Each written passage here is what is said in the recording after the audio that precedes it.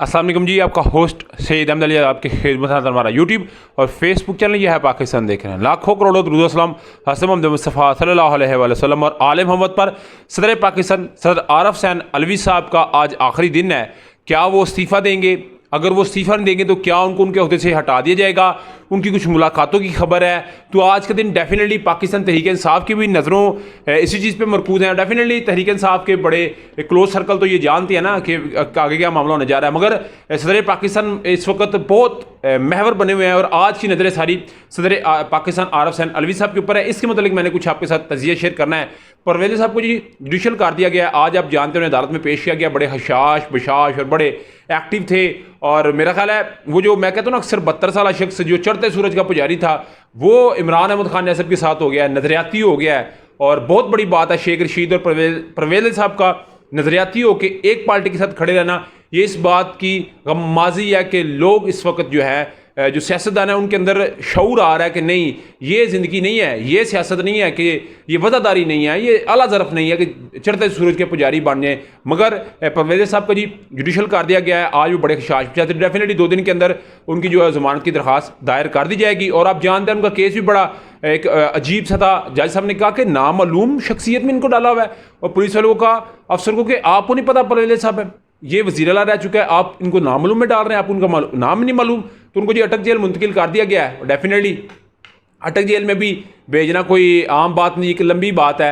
और आप समझ सकते हैं कि अटक जेल पहले भेजा गया, फिर वापस आए, फिर अटक जेल भेजा गया, तो ये एक बहुत बड़ी जो है वो बात होगी। उधर जी सुप्रीम कोर्ट ऑफ पाकिस्तान में आप जानते हैं कि एक ऑडियो केस का मामला था और उस पर एक महफूज फैसला था। जस्टिस जाजुल हसन साहब की सरबराही में ये फैसला था, तो उसका जी फैसला सुना दिया गया। बेसिकली ये एक इतराज़ का मामला था। आप जानते हैं, मैं इसका थोड़ा सा पस मंज़र आपके साथ डिस्कस करना चाहूँगा, फिर आप थोड़ा सा आपके ना बात अंडरस्टैंड होनी शुरू हो जाएगी। आप जानते हैं कि चीफ जस्टिस उमरता बंदयाल साहब की जो सास है उनकी एक ऑडियो आती है एक वकील की बेगम के साथ, और वो इमरान अहमद खान नैसब की साइड पे बातें हो रही होती हैं। उसके अलावा साकब नसार साहब के बेटे जो हैं उनकी जो है बात आती है। फिर उनका बेटा कमेटी के सामने पेश होता है। फिर इस्लामाबाद हाई कोर्ट से जस्टिस बाबर सत्तार साहब के पास उनका केस जाता है।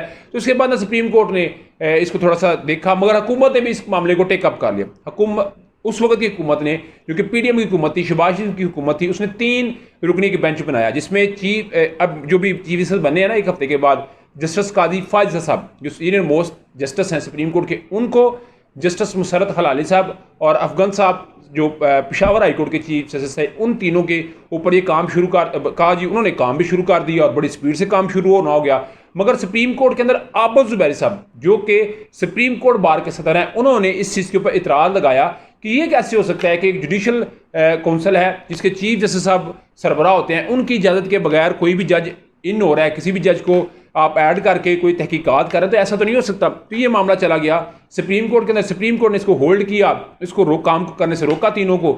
मगर इन तीनों ने फिर 2 दिन काम किया तो हिंद अदालत का भी मामला आया, मगर उसको दफ्तर दाखिल करके उसको ख़त्म किया। मगर इस मामले के ऊपर आर्गूमेंट सुनने के बाद फैसला महफूज किया। तो आज जस्टिस जाजुल हसन साहब ने बाकायदा तौर के ऊपर हुकूमत का जो इतराज़ था कि जस्टिस जाजुल हसन साहब और जस्टिस मुनीब अख्तर इस केस में नहीं बैठ सकते, तो उस इतराज़ को उन्होंने कहा जी कि हुकूमत का वो इतराज़ गलत था, हुकूमत ने बिल्कुल ये गलत किया है। हुकूमत अदलिया पे उस वक्त की हुकूमत ने अदलिया के ऊपर हमला किया। ये बहुत बड़े रिमार्क्स हैं।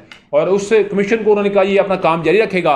और डेफिनेटली इस मामले के अंदर भी जिसे नैब की तरमीम का फैसला महफूज है, इस मामले के अंदर भी को बहुत बड़ा जो है वो ब्रेक थ्रू हो सकता है। और ये तहरीक इंसाफ के लिए बड़ा सरप्राइज हो सकता है, क्योंकि आप याद रखिएगा मरियम नवाज साहबा और उनके खामद जो है कैप्टन सफदर साहब ये बरमला तौर पे कह चुके हैं कि हमारे पास लोगों की ऑडियो भी हैं, वीडियो भी हैं, और बड़े बड़े अलकाबात के साथ वो ये बात करते नज़र आ रहे हैं। मगर ये एक जो है वो सरप्राइजिंग फैक्टर होगा, तो मैं डेफिनेटली आपके साथ शेयर करूँगा। सदर पाकिस्तान आरफ हुसैन अलवी साहब, सदर पाकिस्तान आरफ हुसैन अलवी साहब का आज आखिरी दिन है। वो डेफिनेटली इस्तीफ़ा तो नहीं देंगे और ना उनसे इस्तीफ़ा लिया जा सकता है, क्योंकि कॉलेज जो इलेक्ट्रॉनिक कॉलेज है वो भी मुकम्मल नहीं है। ना कोई MP है ना कोई MN है जिन्होंने उनको सिलेक्ट करना है या उनके खिलाफ कोई तमाद का वोट आना है, ऐसी बात कोई नहीं है। तो वो अपने आप को रिटेन रखेंगे। मगर मैंने आपके साथ एक खबर ब्रेक की थी कि सदर पाकिस्तान आरफ हुसैन अलवी साहब को आर्मी अमेंडमेंट बिल और ऑफिशियल सीक्रेट एक्ट के मामले में जो मुलाकात हुई थी 4th फ्लोर के ऊपर प्रेसिडेंट हाउस में, उसमें यह बात कही गई थी कि आप अगर रेफरेंस भेजेंगे सदारती इंतखाबात के लिए तो फिर आप 8 सितंबर को घर जाएंगे, नहीं तो फिर आप 6 माह तक आप इंतज़ार करें, 6 माह तक आप सदर रहें। और तहरीक इंसाफ कभी भी नहीं चाहती कि वो 6 माह वो आज जाएँ। वो तो चाहती है कि ये जब तक आम इंतखाबात में उससे पहले पहले सदर पाकिस्तान ना जाए, क्योंकि उनके लिए बहुत बड़ी ढारस का नाम सदर आरफ हुसैन अलवी साहब है। मगर देखना पड़ेगा इस वक्त सुप्रीम बार कौंसिल और पाकिस्तान बार कौंसिल, अभी सुप्रीम बार कौंसिल ने भी 14 सितंबर को आम हड़ताल का ऐलान कर दिया कि रैलियां करें, इंतखाबात निकालें, इलेक्शन कमीशन से दरख्वास्त करें।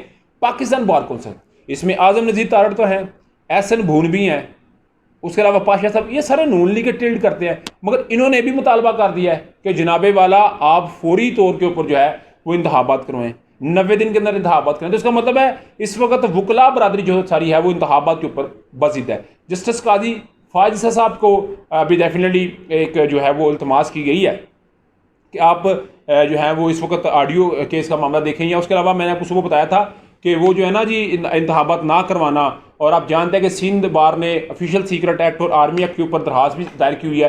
तो जो चीफ जस्टिस मौजूदा हैं उमर ताब बंदयाल साहब, वो मेरा ख्याल है वो तो नहीं करेंगे, मगर जस्टिस कादी फायज़ साहब करेंगे। तो जस्टिस कादी फायज़ साहब का जो ग्रुप है जो पाकिस्तान बार कौंसिल में, जिसमें जस्टिस बाबर सत्तार की बात कर ली जाए, तो वो इंतजामिया को तो छोड़ नहीं रहे, उन्हें डीसी और एसएसपी ऑपरेशन का फर्द जुर्म नहीं सुना दी। तो इस वक्त जो सिचुएशन है बड़ी इस तरह की है कि अदलिया अपना ऊपर अपने आप को लाना चाह रही है, मगर साथ साथ कुछ और भी मामला चल रहे हैं। अभी तक का व्लॉग था, अभी तक की अपडेट थी। व्लॉग वीडियो पसंद है तो चैनल को लाइक सब्सक्राइब अपने दोस्तों से शेयर कर लीजिएगा। नेक्स्ट वीडियो तक के लिए होस्ट को जल्दी अल्लाह ताला आपको हमेशा